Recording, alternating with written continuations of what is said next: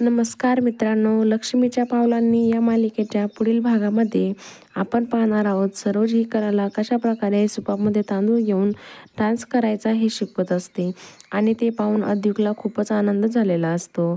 त्यानंतर आपण पाहतो स्पर्धेमध्ये वेगवेगळे खेळ खेळले जातात. कला व सरोज दोघीही सहभाग घेत असतात आणि त्याच वेळेस आपण पाहतो नयना आणि रोहिणीला मात्र अतिशय राग आलेला असतो आणि त्या दोघीजणी एक प्लॅन बनवतात आणि प्लॅननुसार त्याच वेळेस सरोज आणि कला हे खेळ खेळण्यामध्ये मग्न असतात.